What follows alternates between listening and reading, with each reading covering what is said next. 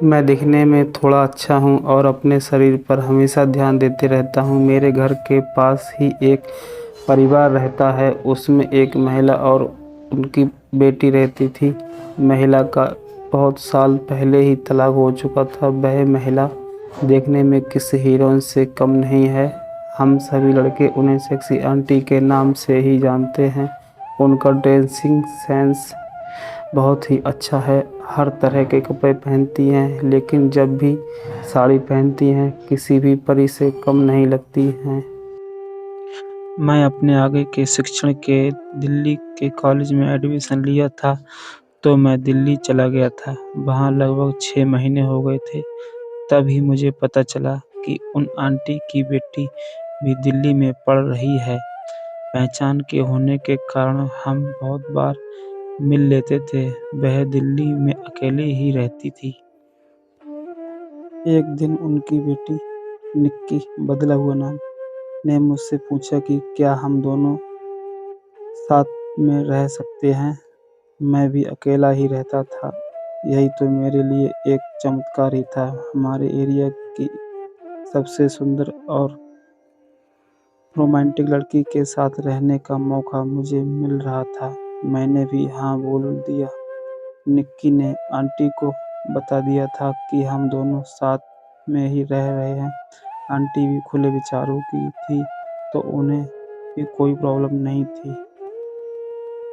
वैसे तो हम दोनों सिर्फ दोस्त की तरह रहने का सोच रहे थे, पर हमारे बीच कुछ ही दिनों में शारीरिक संबंध बन गए।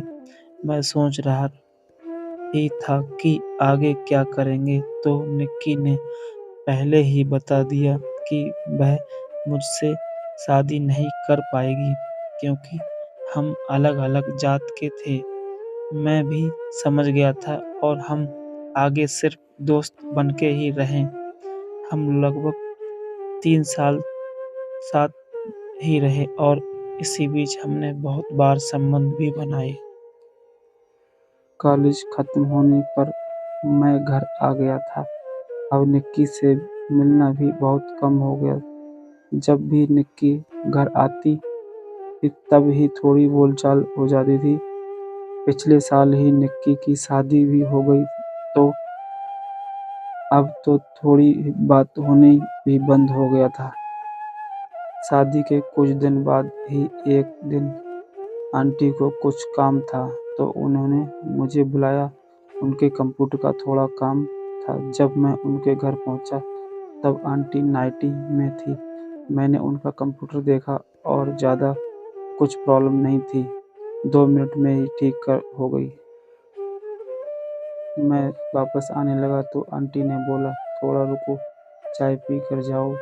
मैं रुक गया और चाय पीने लगा। आंटी मेरे बाजू में आकर बैठ गई और बातें करने लगी। पूछ रही थी कि दिल्ली में जब मैं उनकी बेटी के साथ रहता था तो कोई प्रॉब्लम तो नहीं हुई। मैंने भी कहा कि नहीं, कोई प्रॉब्लम नहीं हुई।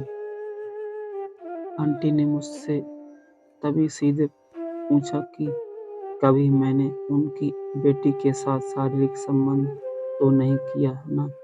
ये सुनते ही मैं थोड़ा सा घबरा गया और नहीं बोला। तभी आंटी मुझे देखकर हंसी और बोली, पागल, इतना डर क्यों रहे हो? क्या भी होगा तो कोई प्रॉब्लम नहीं है। जवान हो, अभी नहीं करोगे तो कब करोगे? ऐसे ही प्यार से बातें करते हुए उन्होंने मेरे से बुलवा लिया कि मैंने निक्की के साथ संबंध बनाया था। आंटी तभी हंसकर ही बातें कर रही थी। बात करते-करते उन्होंने अचानक मेरी जांघ पर हाथ रख दिया और बोली, मैं कैसी दिखती हूँ? मैं अब थोड़ा ज़्यादा ही घबरा गया और बोला कि अच्छी ही दिखती हो। फिर आंटी बोली कि चलो थोड़ी मस्ती करते हैं। उनके बाद मुझे कुछ बोलने का मौका ही नहीं मिला। आंटी का मुझ पर पूरा कंट्रोल था। उस दिन हमने लगभग 1 घंटे तक शारीरिक संबंध बनाया और फिर मैं अपने घर आ गया। तब से जब भी आंटी का मन होता है वह मुझे बुला लेती है और हम थोड़ी मस्ती कर लेते हैं। ये मेरे लिए एक अनोखा ही अनुभव है। इसको ही मैं अपने लिए छप्पर फाड़ के अनुभव मानता हूँ। दोस्तों, हमारी स्टोरी आपको कैसी लगी कमेंट कर ज़रूर बताइए। आप हमारे चैनल पर नए हो तो हमारे चैनल को सब्सक्राइब कीजिए, लाइक कीजिए और शेयर कीजिए। मिलते हैं अगली स्टोरी के साथ, तब तक के लिए जय हिंद, वंदे मातरम।